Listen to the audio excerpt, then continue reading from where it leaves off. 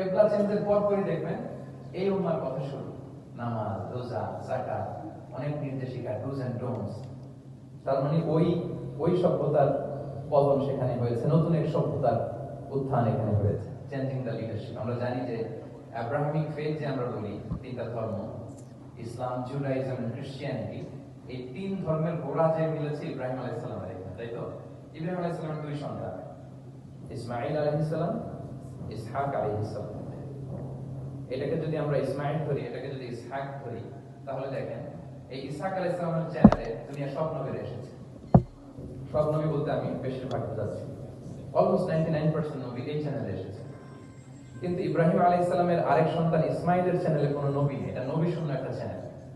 এবং সব নবীরা তাদের উম্মতের কাছে বলতো যে সর্বশেষ একজন নবী আসবে যিনি হবেন সবার সেরা, শ্রেষ্ঠ নবী। তো যেহেতু হাজার হাজার নবী ইসহাক, ইয়াকুব, ইউসুফ এই চ্যানেলে আসতেছে, তাদের একটা ধারণা ছিল ওই যে সর্বশেষ নবী, শ্রেষ্ঠ নবী, উনিও এই চ্যানেলেই আসবেন, সবার একটা বদ্ধমূল। আর এই চ্যানেলটাকে তারা বলতো নবী শূন্য চ্যানেল। ইসমাঈল আলাইহিস সালামের চ্যানেলে হাজার বছর ধরে কোনো নবী আসে না, সব নবী আসে এই চ্যানেলে। কিন্তু আল্লাহ তাআলা তাদের ধারণাকে নস্যাৎ করে দিয়ে সর্বশেষ নবীকে আল্লাহ তাআলা এই চ্যানেলে না পাঠিয়ে মুহাম্মদ রাসূলুল্লাহ সাল্লাল্লাহু আলাইহি ওয়াসাল্লামকে তিনি ইসমাঈল আলাইহিস সালামের চ্যানেলে পাঠালেন।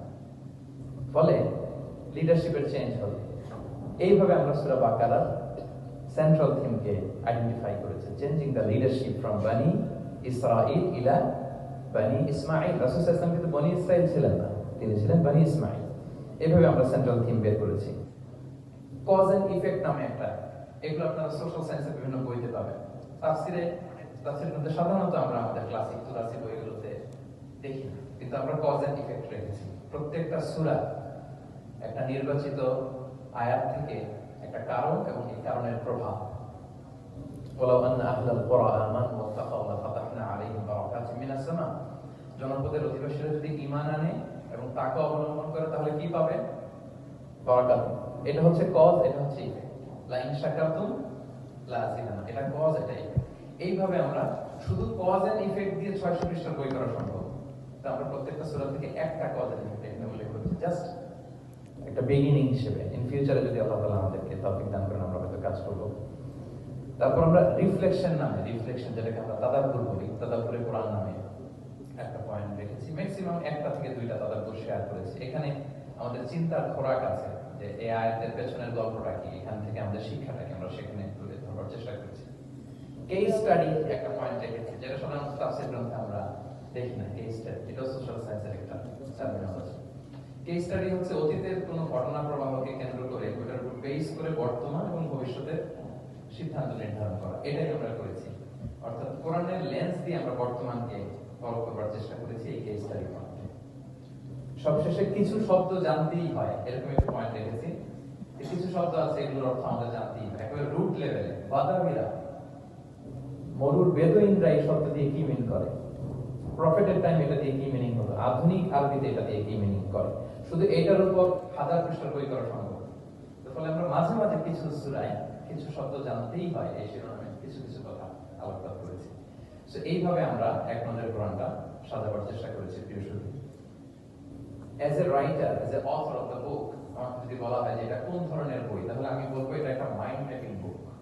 আপনারা মাইন্ড ম্যাপিং বুকের কথা শুনবেন।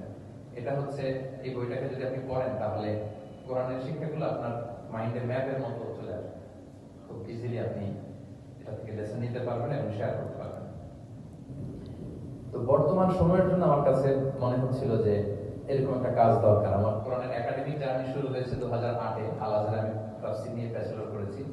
তারপর মালয়েশিয়াতে আমি মাস্টার্স পিএইচডি করেছি কোরআনের উপর, হিউম্যান এমব্রিওলজি। মায়ের পেটে বাচ্চার ভ্রূণ যে ডেভেলপ করে, নুতফা, আলাকা, মুদগা, দুজন সায়েন্টিফিক মুফাসসির তানতাবি জাওহারি আর জাকিউল নাজ্জার, ওনাদের কম্পারেটিভ অ্যানালাইসিস করেছি।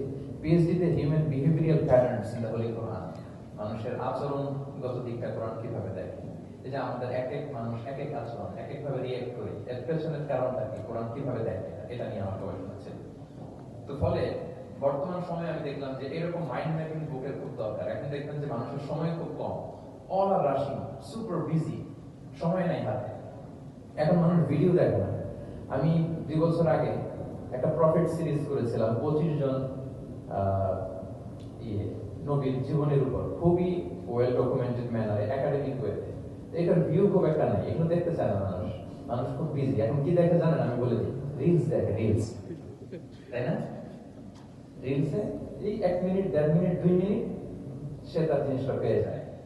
হতে পারে নলেজ, হতে পারে কোনো ইনফরমেটিভ ভিডিও, অথবা এন্টারটেইনমেন্ট, রিলসে মানুষ। তো আমি ভাবলাম যে এখনকার মডার্ন সোসাইটির কথা যদি বলি, আমরা কালচারাল এলিট বলে যাদেরকে একটু বাঁকা চোখে কথা বলি, এদের কাছে যদি আমাকে কোরআন পৌঁছাইতে হয়, এরকম মাইন্ড ম্যাপিং একটা বই দরকার। তো সেই চিন্তা থেকে আমাদের কয়েক বছরের পরিশ্রম, আল্লাহ তাআলা দয়া করে আল্লাহু তাকবীর, আল কোরআনের আলো, আল কোরআনের আলো। আল্লাহ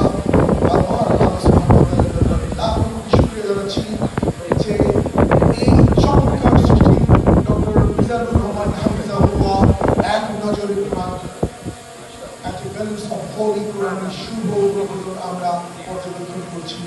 আজকের এই 4 দেয়ালের ভিতরে এই অনবদ্য সৃষ্টিটি সারা পৃথিবীর বাংলা ভাষাভাষীদের হাতে পৌঁছবে, এটি হচ্ছে আমাদের আশা এবং প্রত্যাশা। আমরা অনেক